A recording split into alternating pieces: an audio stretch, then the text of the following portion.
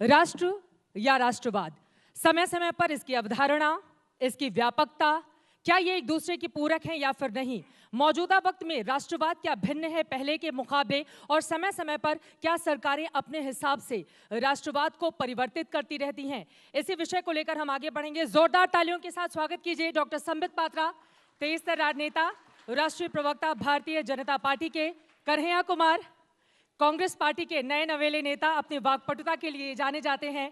हमारे साथ हार्दिक पटेल मौजूद हैं, जो कि कार्यकारी अध्यक्ष हैं कांग्रेस गुजरात के, और साकेत बहुगुणा अखिल भारतीय विद्यार्थी परिषद से। आप चारों का बहुत स्वागत है इस मंच पर। सबसे पहले डॉक्टर संबित पात्रा, शुरुआत आपसे ही करते हुए, चूंकि मौजूदा सरकार पर बार बार ये आरोप लगे हैं कि राष्ट्रवाद को अपने हिसाब से ये सरकार परिभाषित करती है, जबरन थोपने की कोशिश करती है लोगों के ऊपर, और इस विषय को लेकर विपक्षियों के निशाने पर भी आप रहते हैं।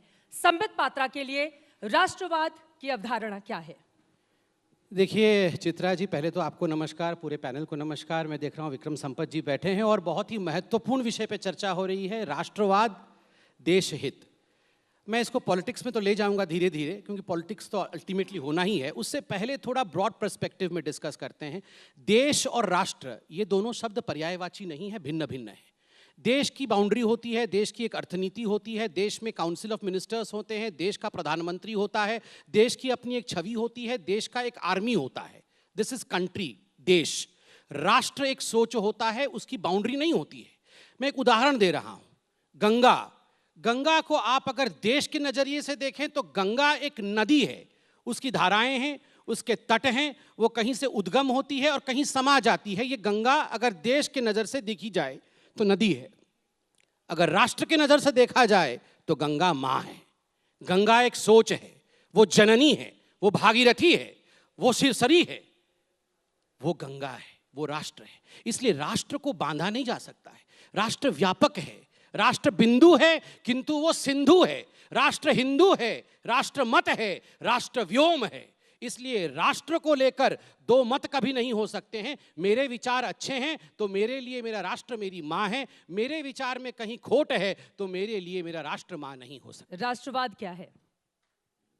राष्ट्र को मां मानना, राष्ट्र को जननी मानना। राष्ट्र ने मुझे जन्म दिया है और इस कारण से ये जीवन राष्ट्र के चरणों पे समर्पित है। राष्ट्र के लिए मैं कुछ भी कर सकता हूं, राष्ट्र के लिए मैं बलिदान दे सकता हूं, यही राष्ट्रवाद है।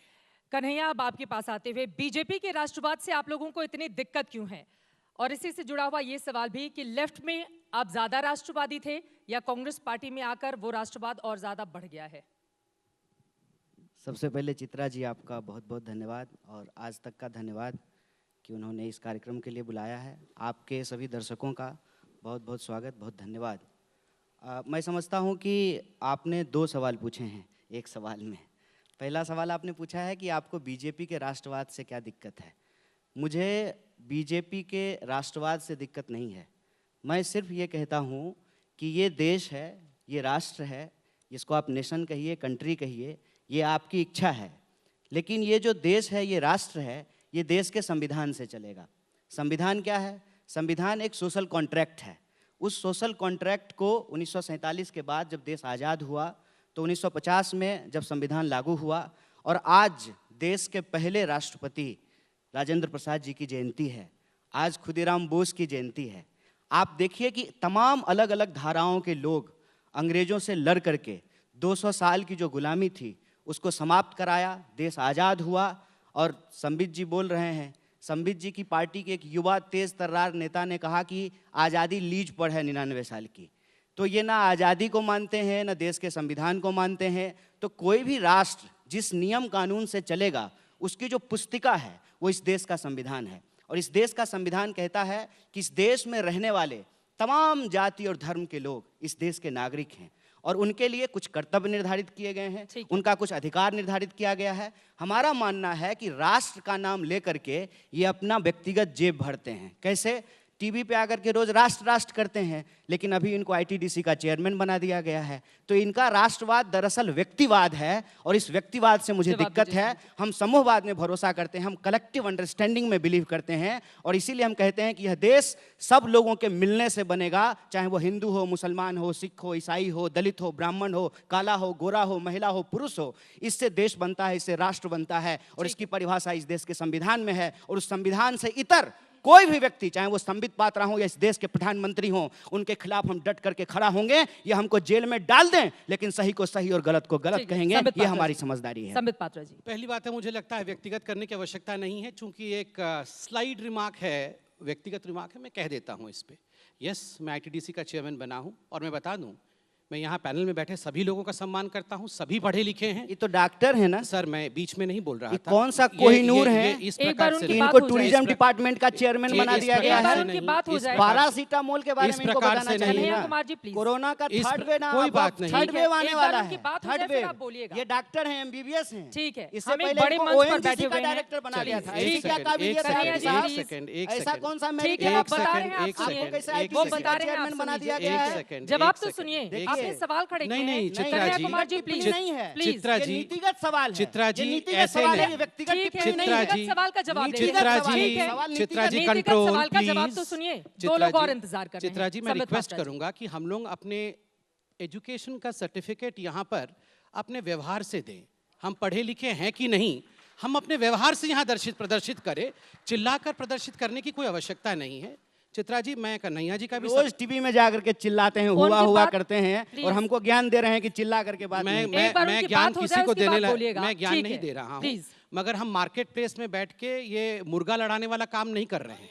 तो शांति से, शांति से प्लीज चित्रा जी। इनकी रोजी चित्रा रोटी जी यही है, ये रोज जाकर के मुर्गा लड़ते हैं, इसलिए चित्रा जी के चेयरमैन बने चित्रा हैं। जी, कुमार जी इसलिए नहीं, प्लीज, चित्रा थोड़ा जी। सा हम एक बड़े मंच पर बैठे हुए हैं, पूरा देश देख रहा है, एक एक करके अपनी बात करेंगे। कन्हैया, आप युवा तेज तरह देखिए, नेता है, दिक्कत मान क्या लिया है ना, मैंने, ये बोल रहे हैं कि ये व्यक्तिगत लेकिन- टिप्पणी है। ये ठीक है। व्यक्तिगत टिप्पणी नहीं है। आपने कहा ये नीतिगत एक है, मैं नीतिगत जवाब ले रही सवाल हूँ। है ठीक कि है, आपको उधर चेयरमैन क्यों साकेत बनाया गया? और हार्दिक चित्रा भी जी, बोलना मैं चाह एक रहे हैं। रिक्वेस्ट एक बार करूंगा, इनकी यहाँ बात कलीपुरी कीजिए जी बैठी हैं, सुप्रियो जी बैठे हैं, अरुणपुरी जी से भी बात होगी मेरी।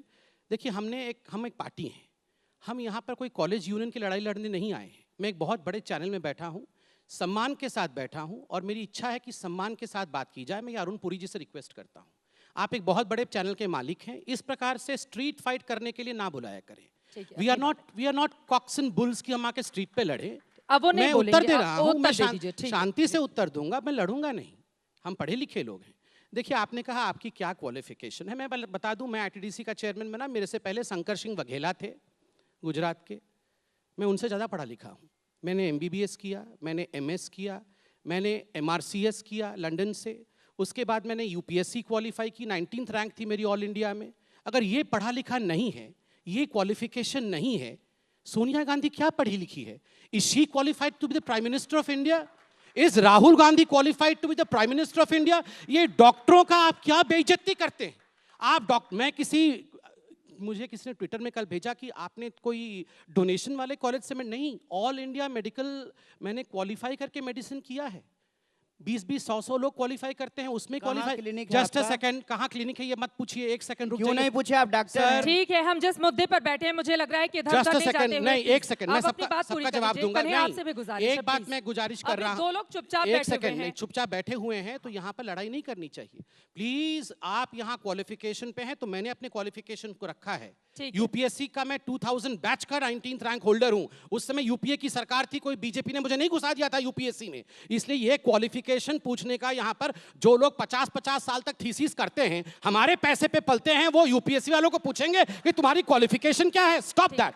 अब मैं उत्तर पे आता हूं, मैं यहाँ तू मैं नहीं करने आया। अरे दूसरे को भी बोलने दीजिए। जस्ट अ सेकंड, इनका तो रोज शाम का यही काम है। I am not a street Saket को बोलने दीजिए, आराम से युवा नेता कन्हैया, है। कन्हैया एंकर मैं हूँ। मैं कंप्लीट कन्हैया कर इधर, युवा आराम से, नेताओं को प्लीज, बोलने आराम दीजिए। से। Just a Kanhaiya second। Please, थोड़ी सी मर्यादा हम बना के रखें देखिए, मंच की। अब हम विषय पे आते हैं। और मैं पूरी उम्मीद करूंगी कि दोबारा कम से कम मर्यादा को लेकर मुझे अपनी बात नहीं कहनी पड़ेगी, प्लीज। देखिए चित्रा जी, यहाँ मैं संबित पात्रा और कन्हैया कुमार विषय नहीं, हम इंडिविजुअल्स हैं।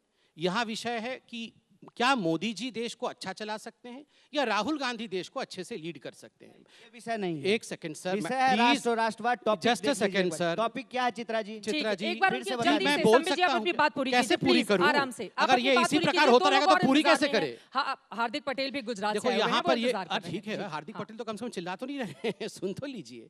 देखिए सबसे बड़ी बात है, यहाँ कहा गया कि देश कॉन्स्टिट्यूशन से चलेगा, बिल्कुल सही बात है, संविधान से चलेगा। कॉन्स्टिट्यूशन में कहीं नहीं लिखा है कि भारत माता की जय बोलना है, कॉन्स्टिट्यूशन में कहीं नहीं लिखा है कि राष्ट्रवाद क्या होता है, यह डिफाइंड नहीं है। कॉन्स्टिट्यूशन में चित्रा जी ये भी नहीं लिखा है कि अगर पिताजी या माताजी के पैरों में दर्द हो तो बेटे को जाके माँ के पैर दबाने चाहिए, या पिताजी को हेडेक हो तो बाम लगा देना चाहिए या डॉक्टर के पास ले जाना चाहिए, ये कॉन्स्टिट्यूशन में नहीं लिखा है। मगर आपकी माँ बीमार पड़ती है तो आप हॉस्पिटल लेके जाते हैं, तो इसलिए ये कॉन्स्टिट्यूशन में राष्ट्रवाद नहीं है, इसलिए भारत तेरे टुकड़े होंगे इंशाअल्लाह, इंशाअल्लाह हम कहेंगे। अगर कहेंगे तो जेल जाएंगे और चक्की भी पीसेंगे, चक्की भी पीसेंगे। और सरजिल इमाम कहेगा कि हम आसाम को अलग कर देंगे हिंदुस्तान से। 5 लाख मुसलमान आएगा और आसाम को और नॉर्थ ईस्ट को हिंदुस्तान से काट ठीक देगा। है, बाकी दो लोगों को राष्ट्रवाद पर बोलने देते हैं, उसके बाद आएंगे। ठीक है, किसमें दम है हिंदुस्तान को ठीक है, काटेगा? ठीक है। गृह मंत्री इतना निकम्मा है, सीट पाके गृह मंत्री इतना निकम्मा है बीच में ठीक है। क्यों बैठी? अब बाकी 2016 बात से करते हैं, संबित पात्रा ठीक है। यही बोले आप जा दोनों रहे हैं। लोगों को मंच में हाईजैक नहीं करने दूंगी हार्दिक पटेल नहीं, जी। पहले इसका सीधे जवाब आपका देने पास आते हैं, दीजिए मैं आऊंगी। कि गृह मंत्री इतना निकम्मा है कि एक सेकंड 2016 से आराम से, संबित प्लीज। पात्रा बोल रहे हैं, वो कन्हैया जी, समझ नहीं प्लीज, रहे हैं। कन्हैया जी, निकम्मा प्लीज। है। हार्दिक पटेल, मोदी जी हार्दिक निकम्मा पटेल, है, प्लीज। ये सब बोला आराम जाएगा। से, अपने ये कम से सब बोला कम जाएगा। शब्दों की मर्यादा, आराम से। नहीं, मैं यहाँ पे गृहमंत्री मर्यादा निकम्मा सिखाने है, ये नहीं क्या बैठी हूँ शब्द आप है? लोगों को। क्या शब्द है? आपको खुद गृहमंत्री ध्यान में निकम्मा रखना है। चाहिए। ठीक है, आराम से प्लीज, राहुल प्लीज गांधी आराम मिल नहीं से, रहा है, फॉरेन में पड़ा हुआ है। आराम से। गृहमंत्री संबित जी निकम्मा है। आपसे भी, कन्हैया आपसे भी मिलना है राहुल एक गांधी से। सेकंड। क्यों मिल रहा है? Kanhaiya ji, Bangkok please. भेजिए उसको, कन्हैया हमको क्या कुमार जी, करना है प्लीज, मिलके? प्लीज, आप कहाँ प्लीज। थे? दो लोगों आप को कहाँ बोलने थे? दीजिए। कन्हैया जी, कोविड आप के हार्दिक- दौरान 80,000 कन्हैया- में ऑक्सीजन का सिलेंडर बिक रहा कन्हैया था। कुमार जी। सरकार का एक भी हेल्पलाइन काम नहीं कर कन्हैया रहा कुमार था। जी। और संबित पात्रा अपना डॉक्टरी संबित का पात्रा डिग्री की लेकर चिंता के मत करिए, कहाँ राहुल गायब हो गांधी गए की थे, चिंता दिखाई नहीं करिए। दे रहे थे। चिंता करिए हॉस्पिटल राहुल में गांधी की। लोगों को बेड राहुल नहीं मिल गांधी रहा था। संभल नहीं रहा है। लोगों को संबित दवाइयां पात्रा, नहीं मिल संबित रही पात्रा, थी। और ये संबित, कहते हैं कि हम इनकी डॉक्टर दिक्कत है हैं। ये, इनकी सारी डॉक्टर लड़ाई संबित रह पात्रा करके से। इन्होंने ये कितने लड़ नहीं कोविड सकते हैं मरीजों मोदी का जी से। इलाज संबित किया है? पात्रा, पूछिए इनसे। संबित पात्रा, संबित उनसे पात्रा, पूछिए। सारी लड़ाई संबित ये पात्रा। कह रहे हैं कि हम राहुल गांधी भी डॉक्टर लड़ेंगे हैं। संबित हम पात्रा से, MBBS एफआईआर MBBS करेंगे, हैं। ये भी लड़ेंगे संबित कितने पात्रा से। कोरोना तो के आप मरीजों प्राइम का मिनिस्टर इलाज बनेंगे किए हैं? कैसे? प्लीज अब इससे आगे बढ़ते हुए 80,000 प्लीज में, एक सेकंड। 80,000 कन्हैया जी, आपसे भी आप संबित बताइए, पात्रा आपसे भी 80,000 एक में सेकंड प्लीज। ऑक्सीजन अब का थोड़ा सिलेंडर शांत मिल रहिए रहा आप था। लोग, एक सेकंड सर। और आप जो है अगर मैं बैंकॉक मना में कर घूम रही रहे हूँ थे, कन्हैया कुमार जी, बैंकॉक प्लीज में। बाकी दो लोगों की भी बारी आने दीजिए।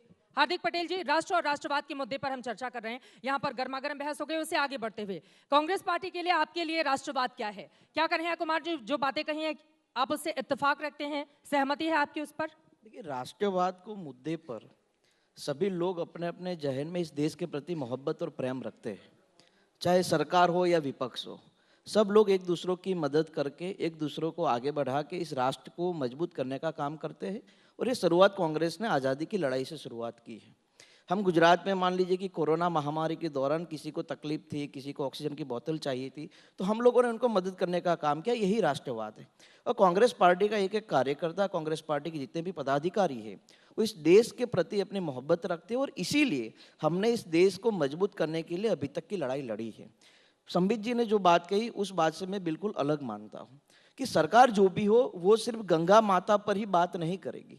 सरकार होगी वो देश के 150 करोड़ लोगों पर बात करेगी, वो चाहे किसी भी धर्म के लोग हो, वो चाहे किसी भी प्रदेश के लोग हो। और मेरा ये मानना है कि सरकार की जिम्मेवारी होती है प्रदेश और देश के सभी लोगों का काम करना। आज देश में क्या है, संबित जी पिछले जब से मैं समझता हूँ 5-6 साल से जब भी वो टीवी में आते हैं, बोलते हैं, उनकी बात सिर्फ हिंदू मुसलमान और भारत पाकिस्तान तक की सीमित रहती है। कभी उनके मुंह से देश के नौजवानों के लिए, देश के किसानों के लिए, देश की महिलाओं के लिए, देश के गांवों के लिए कभी कोई बात नहीं निकलती। आप बताइए, जब 3 काले कानून इस देश में लागू किए गए तब संबित जी उसके फायदे गिना रहे थे। और 10 दिन पहले जब ये कानून वापस लिए गए तब भी संबित जी उसके भी फायदे गिना रहे थे। कहने की बात बहुत स्पष्ट है कि जो भी सरकार करती है उसको सही तरीके से लोगों के बीच में अलग अलग तरीके से गुमराह करने के लिए फैला दिया जाता है। मेरा यह मानना है कि सरकार ने जो वादे किए थे 2014 में, उसमें से एक भी वादा पूरा नहीं किया। और इसीलिए राष्ट्र और राष्ट्रवाद के नाम पर बहसें छेड़ी जाती है। रात को 8 बजे बजते जितने भी टीवी चैनल है उस पर कभी हमने बेरोजगारी के मुद्दों पर तो डिबेट नहीं की, कभी गुजरात में पकड़े गए 21,000 करोड़ के ड्रग्स के बारे में तो चर्चा नहीं की, हमने शाहरुख खान के बेटे की जेब से नहीं पकड़े गए ड्रग्स की चर्चा जरूर की, लेकिन गुजरात में 21,000 करोड़ का ड्रग्स, आप सोचिए जहां गांधी के गुजरात में शराब पर पाबंदी है वहां ड्रग्स पकड़ा जाता है फिर भी चर्चाएं नहीं होती। इस देश में जो नौजवान बेचारा पढ़ लिख कर अपने पिता की अपने माता की आने वाली पीढ़ियों को सुरक्षित करना चाहते हैं उस नौजवानों की रोजगारी के लिए तो चर्चा नहीं की। राष्ट्रवाद का मतलब ही यही है कि हमें देश के हर एक व्यक्ति की चिंता करनी चाहिए, वो पढ़ा लिखा है तो उसको रोजगार देना चाहिए, हमारे देश में वहां सरस्वती की शिक्षा मुफ्त में मिलनी चाहिए। उसकी जगह गुजरात में 1-1 लाख रुपया 5वीं कक्षा के पढ़ाई के लिए लगते, तो यही राष्ट्रवाद है। राष्ट्रवाद का मतलब है भारत में रहने वाले सभी नागरिकों के हितों के लिए काम किया जाए। राष्ट्रवाद को अपनी तरीके से क्या सरकार परिभाषित करती है? जो जरूरी मुद्दे होते हैं जितने भी, उनसे ध्यान भटकाने के लिए, अटकाने के लिए नए तरह के राष्ट्रवाद की एंट्री करवा दी जाती है क्या? साकिब बहुगुणा। देखिए, किसी नए तरह के राष्ट्रवाद की एंट्री नहीं कराई गई है। एक बेसिक डिफरेंस होता है पेट्रियटिज्म और राष्ट्रवाद जिसकी हम बात कर रहे हैं, उसमें एक डिफरेंस है।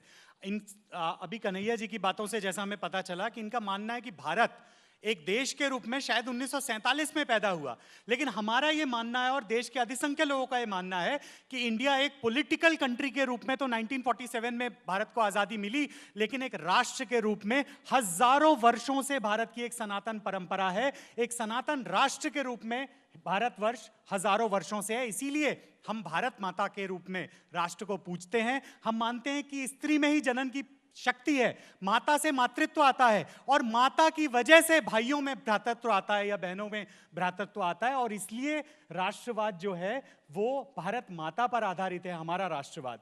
और केवल 1947 में भारत को जो आज़ादी मिली एक लंबे संघर्ष के बाद, उसका पूरा सम्मान है, संविधान का पूरा सम्मान है, लेकिन उसके साथ साथ उसके हजारों वर्षों का जो हमारा इतिहास क्रम है उस पर भी ध्यान देने की आवश्यकता है, उसको भी अपने दिल में रखने की आवश्यकता है। ठीक है। उन्होंने कहा कि भारत माता ही हमारा राष्ट्रवाद है, तो भारत माता के बेटे बेरोजगार घूम रहे आपको पसंद आ रहा है? भारत माता के बेटे जो किसान 1 साल से सरहद पर बैठे थे उनकी जानें चले गई वो आपको पसंद आ रहा है? राष्ट्रवाद का मतलब ही यही हम कह रहे हैं ना कि राष्ट्रवाद का मतलब, हम भी भारत माता की जय बोलते हैं, लेकिन उस भारत माता की जय बोलने के इस देश में जिन लोगों को तकलीफ है उस पर तो आप बात करते नहीं है। आपकी अभी जो राष्ट्रवाद पर बात हुई उसमें ना आपने किसानों की बात की ना नौजवानों की बात की। क्या इस देश में 80 करोड़ से ज्यादा नौजवान इस देश के प्रति मोहब्बत नहीं रखते?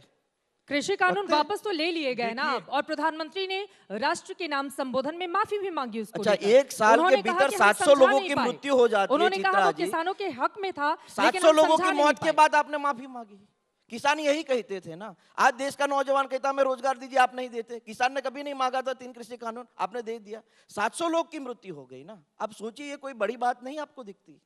आप एक आदमी अगर गाड़ी लेकर जाता है, अकस्मात होता है, उसकी मौत होती है, पूरे गांव में खाना नहीं खाया जाता।